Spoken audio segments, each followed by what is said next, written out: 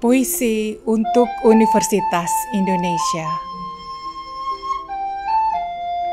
Biru permataku, kuning kampusku. Karya Riri Fitrisari. Di ladang ilmu pengetahuan itu, membuncah cinta pada samudera ilmu. Terbangun aku, indahnya dunia bermutu. Pedar cahaya kampus kuning kebanggaan memenuhi hari-hariku. Cipta dan karsa dalam riuhnya teknologi permata biru. Merah bata kampus hijauku di tepian 7 danau itu. Mahasiswa dan dosen berpacu, laboratorium dan auditorium riuh penuh deru. Rektorat, balai sidang, balairung, ruang penjuru. Menara airnya saksi bisu para pengembara ilmu. Sunyi danaunya temani pencarian ilmu.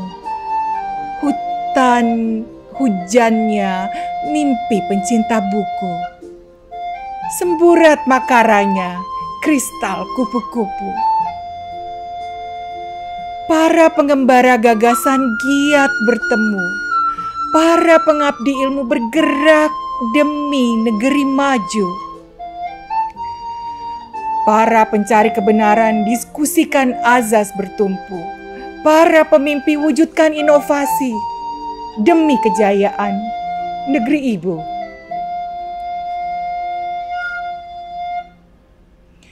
Ku ingat pesan bernas para mahaguru. Ku ingat petuah hidup kala semua datang dan berlalu. Ku ingat integral, Carnot Map, blockchain, dan segala algoritma seru. Ku ingat kelas, tugas, ujian di segala penjuru. Ku ingat nikmat seusai lelah berpacu. Ku ingat perjalanan prosesi rotunda ke balairung penuh haru. Tanpa cinta tak ada kerja. Tanpa cinta tak ada karya. Tanpa cinta tak ada prestasi. Tanpa cinta tak ada reputasi. UI, cermin Indonesiaku. Gairahnya gairah Indonesiaku. Geraknya semangat Indonesiaku. Bangkit UI. Bangkit Indonesia, negeriku.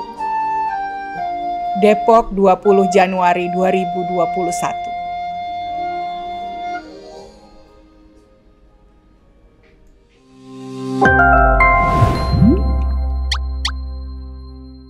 Profcast.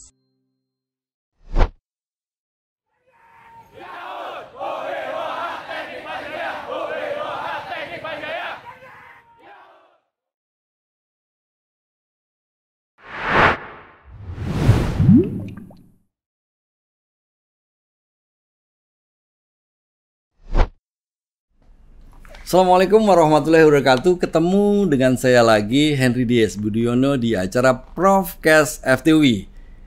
Acara Profcast FTUI dimaksudkan adalah untuk memberikan transfer knowledge kepada masyarakat atau siapapun yang melihat acara ini.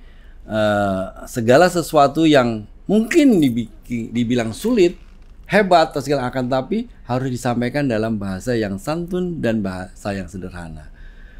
Melalui Profcast juga diharapkan terjadinya hilirisasi dan komersialisasi hasil penelitian dosen-dosen di FTUI. Tidak hanya dosen, akan tapi boleh juga mahasiswa. Karena kami adalah peneliti, bukan bisnismen. Sehingga bagian Anda semua yang menyaksikan ini, yang tertarik untuk membuat bisnis hasil penelitian dosen FTUI, silahkan nanti menghubungi narasumber yang memang akan dihadirkan. Nah, siang hari ini luar biasa. Siang hari ini saya ditemani oleh seorang putri. Saya katakan Sri Kandi. Beliau adalah Profesor Riri Fitri Sari ya. Tuh, dipanggil selamat siang, dipanggilnya adalah Prof Riri.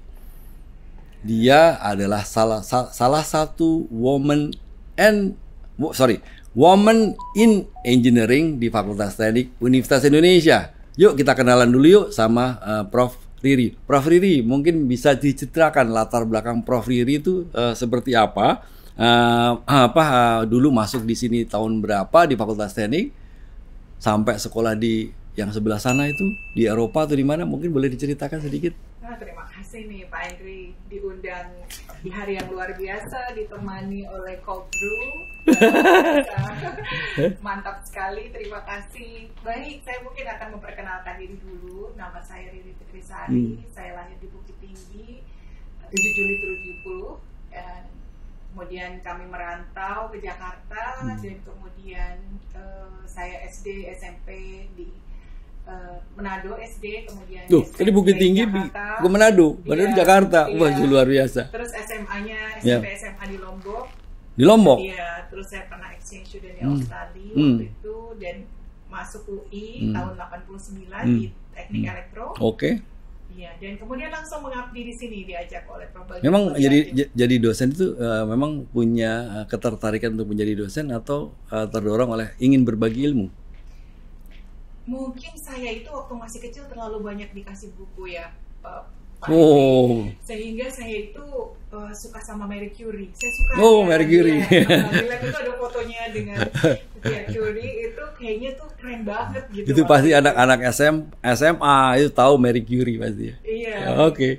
Jadi sejak saat itu mungkin saya cita-citanya memang ingin seperti itu gitu. Oke. Tapi waktu SMP itu mulai keluar komputer. Ya. Dan tahun 81 itu saya dapatkan komputer Apple saya yang pertama dan kayaknya itu asik banget, ini adalah masa depan. Jadi itulah yang membuat saya kemudian sampai ke sini dan kemudian sekarang tetap bergaul dengan para millennials yang terus belajar tentang ilmu terkini tentang teknologi komputer. Oke. Tadi sedikit kita sudah mengetahui latar belakang beliau. Jadi ternyata waktu kecil sudah muter-muter di Indonesia. Kemudian waktu kecil sudah senang baca buku. Jadi ada ketertarikan kepada dunia pendidikan itu sudah dimulai dari kecil. Kalau boleh tahu orang tua? Iya, bapak saya memang bertugas. Apakah dosen? Ibu saya dosen. Oh, jadi memang ada titisan dari ibu untuk menjadi dosen. Walaupun itu tidak nggak tahu deh itu fakta atau apa tuh ya? Iya. Ya kan? Nah, tapi ternyata ada bloodnya ya, iya. Karena suka berbagi ilmu, saya lihat ilmunya setiap hari terapkan juga kepada kami gitu ya. Kalau melihat masalah itu, lihat masalah sosial, beliau sosiologis di IPDN. Jadi selalu tuh otak kanan sama otak kiri saya jadi seimbang karena selalu bilang teori sosiologinya seperti ini. Gitu. Jadi untuk memahami kehidupan itu kita perlu otak kiri dan otak kanan. Tadi saya sempat bilang ini salah satu woman in engineering. Boleh cerita tentang woman in engineering? Baik Pak, gini Pak Henry, kita itu di Indonesia ada Institute of Electronic and Electrical Engineers yang tingkat dunia dan di Indonesia itu ada Indonesian section dan saya memang dari awal itu koordinator untuk Women in Engineering. Jadi semua women engineers di bidang teknik elektro yang merupakan organisasi profesi paling besar di dunia itu berkumpul, dan karena kita punya satu kesepakatan atau keinginan yang sama untuk dapat berbagi dan kemudian juga membina girls dan women untuk suka pada bidang engineering. Makanya kita sering berkumpul dan sharing. Ya, luar biasa. Jadi itu dunia kan? Ya, di tingkat dunia. Di tingkat dunia. Masya Allah. Jadi women in engineering tidak hanya di Indonesia kan, tapi di tingkat dunia loh. Luar biasa kan? Hebat teman bicara saya. Oke, sekarang kita masuk. Sebenarnya apa sih yang dikerjakan jadi dosen? Emang hanya ngajar saja atau melakukan penelitian? Saya sedikit coba korek dari biodata Prof Riri. Ini ada paling nggak ada 8 topik di sini. Saya sendiri nggak tahu. Ini nanti kita tanya sama beliau. Yang pertama adalah protokol engineering. Kemudian yang kedua parallel processing. Yang ketiga adalah grid computing. Yang keempat adalah active network. Kemudian yang kelima adalah extraction, ada cloud computing, ada VANET, IoT, dan ada blockchain. Iya, jadi sebenarnya kalau yang dikatakan 8 tadi itu adalah sejarah perkembangan komputer. Oh, mohon maaf, saya keliru baca. Ya, memang itu penelitian kami karena itu berlanjut.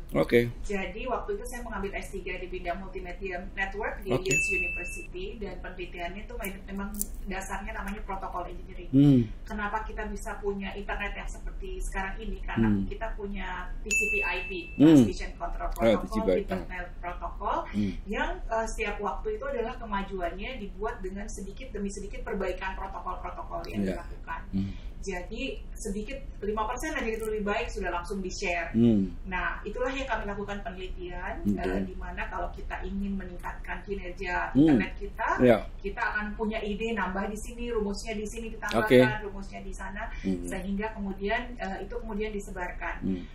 Dan kemudian orang bicara tentang grid computing, cloud computing, berbagi sumber daya informasi yang ada di jauh-jauh gitu ya, dan kemudian kita simpan ke sana, dan kemudian muncul IoT, Internet of Things, di mana kita bicara tentang sensor yang terdapat di mana-mana yang merupakan sumber masukan untuk sistem yang diproses. Dan kemudian terakhir yang sekarang dilakukan itu banyak tentang blockchain. Blockchain itu menarik tuh. Katanya sebelum blockchain tadi ngomong IoT. Ini saya nebeng. Di Fakultas Teknik itu sebenarnya kita lagi mengembangkan smart farming. Orang teknik akan tapi pengen berkebun. Akan tapi dengan bantuan Internet of Things. Jadi ada satu kontainer isinya adalah pohon strawberry, pakai IoT, nanti jadi pohon strawberry tadi kapan akan dikasih air, kapan dikasih nutrisi segala macam itu sudah diatur oleh sensor yang ada. Jadi itu nebeng. Nanti menarik, kita kembali ke blockchain. Nah, blockchain itu apa tuh? Iya, kalau dalam bahasa sederhananya sebenarnya blockchain itu adalah internet masa sekarang dan masa depan, yang memungkinkan kita semua itu dapat berbagi satu informasi itu tidak, kalau kita sendiri misalnya di bank kita kan ada yang menyimpan uang kita, nah semua datanya ada di server bank itu, tapi kalau ada yang mengubah itu harus orang bank. Tapi sekarang kita nggak mau pakai bank ini, karena semua orang itu nggak ada intermediary lagi. Kalau saya bayar ke Pak Henry langsung tercatat, dan itu tercatatkan di semua kita masing-masing simpan. Sehingga itu namanya blok. Nah, blockchain itu chain itu rantai. Sehingga kalau ada satupun yang mengubah, maka kalau tidak diubah di tempat yang lain, maka tidak valid. Nah, jadi ini memastikan security dari sistem. Benar gini. Iya, tanpa ada orang di tengah-tengah yang mendapatkan uang. Misalnya kita sekarang GoPay. Kalau GoPay berarti kan kita orang GoPay-nya dapat 1.500 waktu kita transfer ya. Tapi sekarang ini enggak, karena datanya nggak disimpan di GoPay untuk data itu, tapi disimpan di blockchain. Nah, itu sekarang sedang dilakukan penelitian banyak sekali di protokolnya. Jadi kita punya lightweight blockchain dan kemudian berbagai implementasi seperti yang diceritakan Pak Henry tadi, IoT untuk tanaman, farming, untuk yang sebenarnya IoT banyak sekali. Karena semua sensor itu berhubungan dengan IoT. Tapi kalau blockchain ini kita sedang lihat di berbagai masalah, di mana kita berbagi sumber daya, seperti misalnya masalah keuangan misalnya kita mau hibah aja sekarang gitu, bagaimana supaya datanya itu transfer dan transfer of asset itu disimpan dengan blockchain sehingga lebih secure. Dan skalabilitasnya juga lebih besar, dan kemudian masalah yang paling tahu dikenal masyarakat mungkin cryptocurrency. Karena kalau kita dengar RRI sekarang kan satu Bitcoin adalah 1, berapa US dollar gitu kan.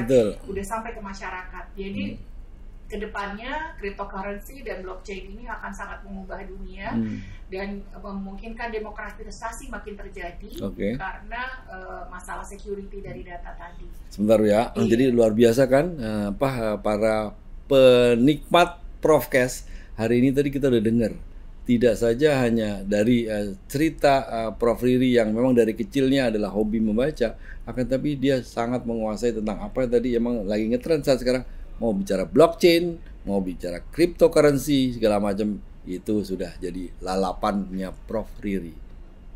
Nah, sebenarnya hari ini juga spesial sebenarnya karena hari ini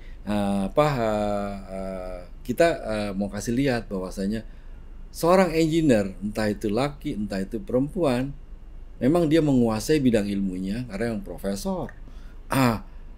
Akan tapi juga punya sisi seni. Jadi Prof Riri ini setahu saya adalah ketua ketua Poetry Zoom Poetry Reading Society of Indonesia. Mungkin boleh diulang, Prof, namanya? Zoom Poetry Reading Society of Indonesia. Kalau orang teman-teman di luar mau ngeliat itu, apakah ada di mana ya? Cari di YouTube aja, YouTube channel saya Riri Fitrisari. Oh, jadi itu akan berkumpul setiap bulan ya, atau setiap bulan sekali? Setiap bulan sekali itu minimal ada 40 profesor atau dosen Universitas Indonesia ternyata punya bakat lain selain memang bakat dari ilmu yang susah-susah tadi kan, tapi puisinya keren-keren. Termasuk saya dibohongin sama Prof Riri. Mohon maaf, bukan dibohongin, diajak, didorong. Saya punya 2 puisi yang terpaksa harus dibuat dan terpaksa harus dibacakan, akan tapi ternyata saya jadi seneng banget, ternyata saya punya talent yang lain juga ya. Jadi ya luar biasa kalau puisi Prof Riri banyak sekali. Nah, Prof Riri kembali lagi mengenai dunia penelitian Prof Riri selain blockchain sama cryptocurrency yang memang saya sebenarnya mau lebih melihat ya dari sisi di Indonesia itu kan sekarang ada berapa penduduknya? Lebih dari 260 juta. Iya. Data yang saya dapat itu mungkin mendekati 200 mungkin 180 juta kali ya, itu pengguna internet. Berbicara blockchain, cryptocurrency, ini bagaimana keamanan data pribadi saya dan sebagainya. Atau apakah kita harus punya cyber security atau apa segala macam? Saya nggak ngerti. Mungkin Prof Riri atau mungkin bukan bidangnya Prof Riri. Ya, bidang kan? Iya, oke. Ya. Iya, jadi kami di teknik elektronik. Bagaimana mengamankan ini ya? Iya, itu memang berusaha memastikan mengenai masalah security, cyber security ini, dan itu kita lakukan dengan keamanan dari protokol level, level yang paling rendah di physical layer sampai ke application layer. Nah, kalau kita lihat kan ada 7 layer di dalam networking itu. Nah, kita bisa melakukannya di berbagai sisi, mulai dari memastikan akses, otorisasi untuk masuk ke sistem, memastikan orangnya benar, autentikasi bahwa yang membuka data adalah orang yang berhak. Itu mulai dari level yang paling rendah sampai ke aplikasinya. Nah, aplikasi ini bagaimana supaya tidak diganggu oleh orang lain, tidak ada worm, tidak ada sisipan-sisipan data yang masuk, dan kemudian bagaimana di dalam level-level lainnya seperti make layer dan berbagai upaya yang bisa kita lakukan dari network layer. Jadi semua itu kita ada penelitian-penelitian. Oh, luar biasa. Nah, itu selama ini kami sudah lakukan dan memastikan bahwa kita inline, para engineer ini tahu bahwa tujuan utama engineer itu untuk bicara memastikan bahwa servisnya baik. Iyalah, jadi kadang-kadang engineer itu kan dia merancang, dia membuat. Bukan berarti kalau ada apa-apa terus nggak mau bertanggung jawab. Ini mau bertanggung jawab sebenarnya kan? Iya. Jadi bertanggung jawab dengan melengkapi sistemnya dengan suatu sistem keamanan yang multi level atau canggih sebenarnya. Iya. Contohnya blockchain tadi. Contohnya adalah blockchain-nya tadi. Nah, juga saya informasikan ke teman-teman di bawah geng saya katakan gengnya Prof Riri ini. Ini Departemen Teknik Elektro FTUI mendapatkan hibah kalau nggak salah atau dana untuk membangun suatu laboratorium cyber security. Itu sebenarnya memang laboratorium canggih, akan tapi yang menarik untuk saya terus terang dari segitu banyak aktivitasnya adalah dia mau membuat suatu training untuk memastikan bahwasanya orang-orang yang nanti akan mengoperasikan itu bisa mengerti dengan benar apa enggak ya? Ya, termasuk juga yang high level CEO, CIO-nya, karena mereka lah yang akan menentukan investasi yang akan dikeluarkan, dan kemudian bagaimana infrastruktur dan orang itu bisa inline untuk tujuan dari perusahaan atau institusi. Jadi tolong dicatat itu, ini mungkin urusannya sama Pak Menkominfo kali ya?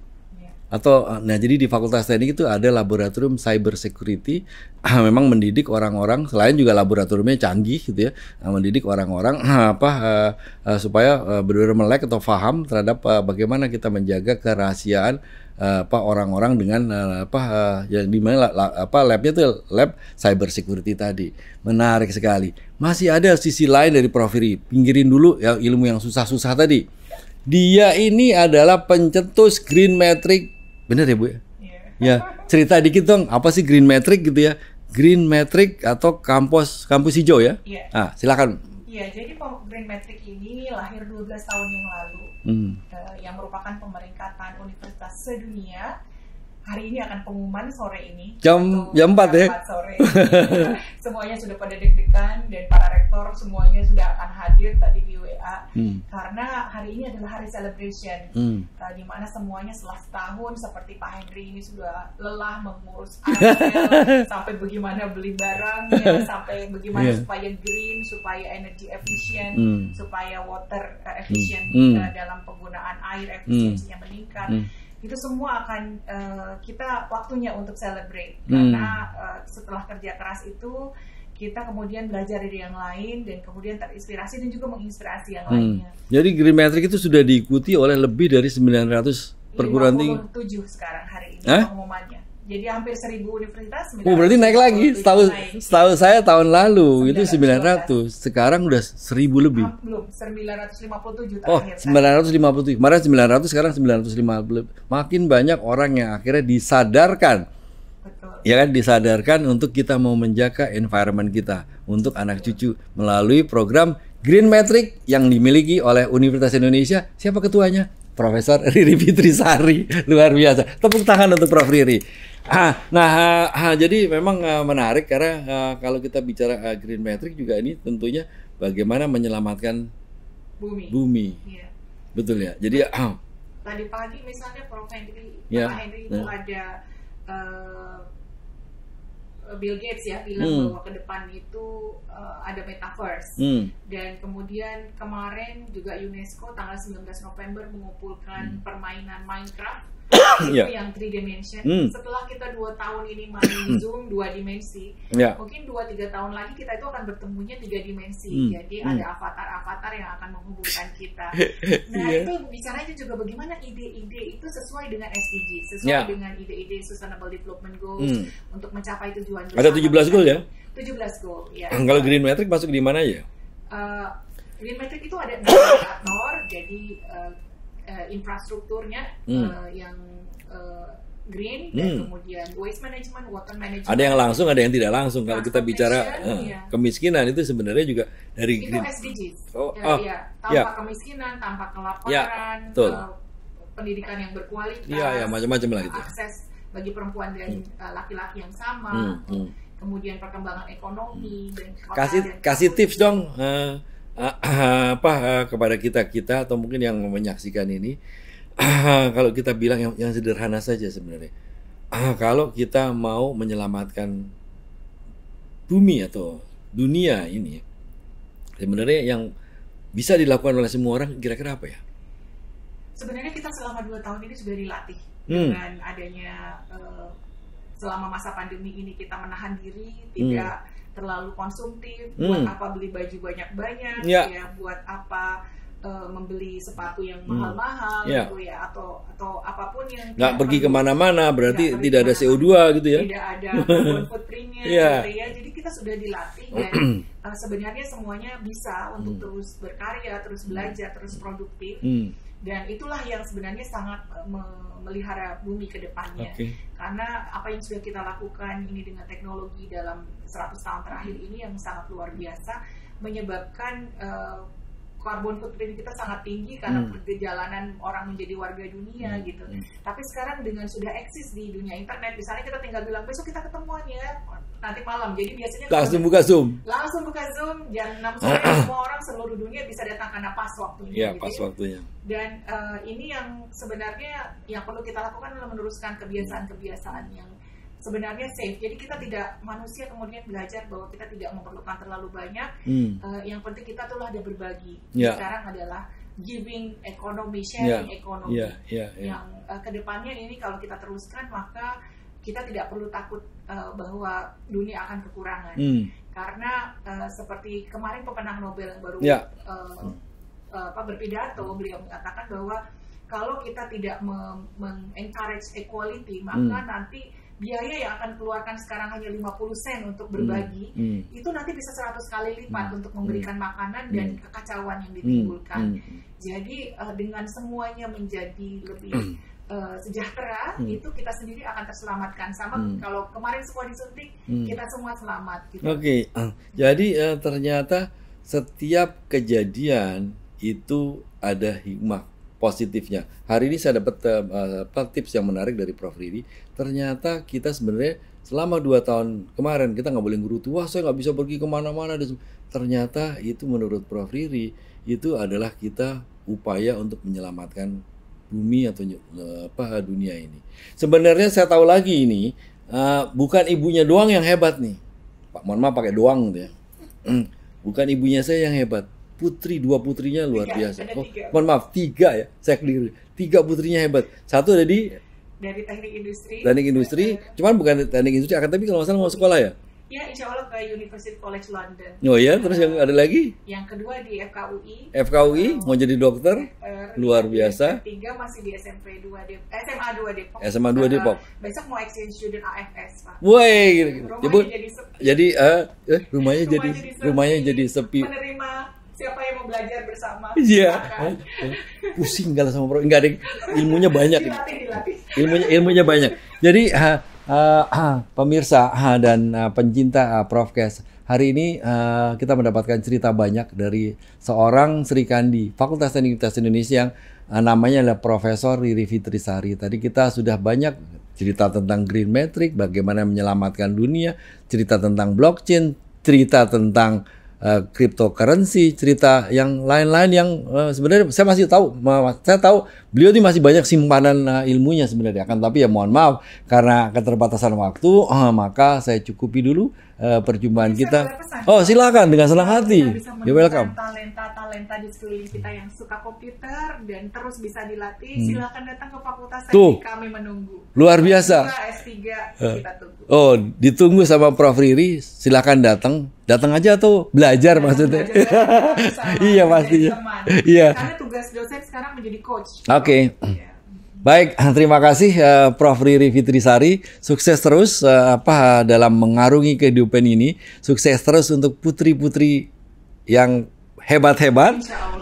Dan tetap semangat ya Prof. Terima kasih. Jadi para pemirsa, terima kasih kita sudah ngobrol-ngobrol singkat tadi dengan Profesor Riri Fitrisari pada kesempatan Profcast kali ini. Sampai bertemu di acara Profcast berikutnya. Assalamualaikum warahmatullahi wabarakatuh. Sampai jumpa.